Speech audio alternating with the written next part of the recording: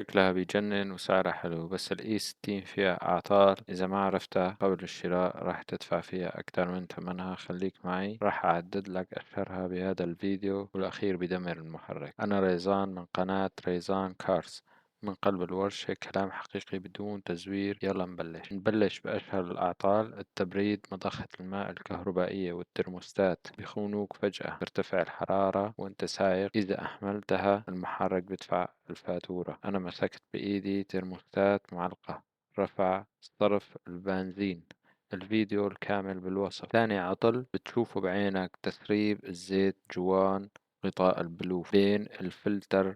الزيت ببلشوا يعرقوا زيت مع العمر، بقع تحت تيارة وريحة حرق الزيت. هاي أول علامة على أنه جوان غطاء البلوف لازم يتبدل. ثالث عطل بخوف بس سببه تافه: لمبة الإيرباك يلي ما بتطفي. أغلب الوقت السبب الكنترولر تحت الكرسي السائق أو الراكب اللي جنب السائق، أو كبل سالب للبطارية. مش شرط يكون في عطل فعلي بالإيرباك. لسه ما وصلنا للأخطر، بس إذا وصلت لهون بالفيديو اعمل لايك وابعته الفيديو لأي شخص حابب يشتري الإي سين لحتى توفر عليه وجع راس ومصاريف. العطل الرابع هون ببلش الخطر الحقيقي: المي بتتجمع بغرفة المحرك عند فلتر الهواء أو فلتر المكيف. مصاريف الماء أو مكان اللي بيتصرف فيه المي مسدود، توصل المي لكمبيوتر المحرك أو لزيت الفرامل، صار عندك خراب بالمئات الدولارات. خامس عطل مرتبط كمان بالمي: تدخل لجوا السيارة من جلودة الباب إذا فكت، أو طريف فتحة السقف. الإي 60 لما تنسد تلاقي الفرش مبلل والكمبيوترات تحت الكراسي تسبح بالمي. العطل السادس: حساس الباركينج أو حساس المساعد للسيارة. إذا حساس واحد يعمل قصر جهد كهربائي بيطفي النظام كله وبيبلش يصفر بدون ما يكون قدامه أي شيء. زجاج النوافذ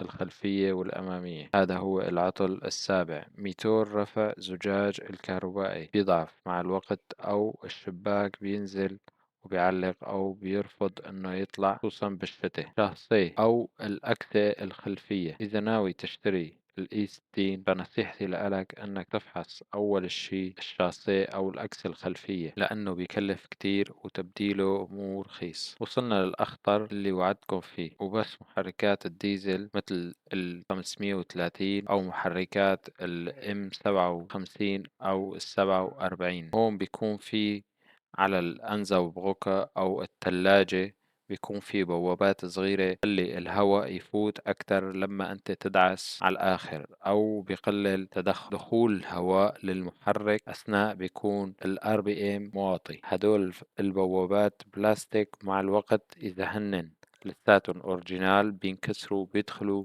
لجوات المحرك وببلش يكسروا البساتم. هدول أشهر الأعطال للإي 60. أي عطل بدك عنه فيديو تفصيلي اكتب لي بالتعليقات. اشترك وفعل الجرس لحتى يوصلك كل جديد. راح تلاقي روابط الفيديوهات التصليح والحلقة الجاية عن السيارة الأكثر انتشارا. كتير خمن شو هي.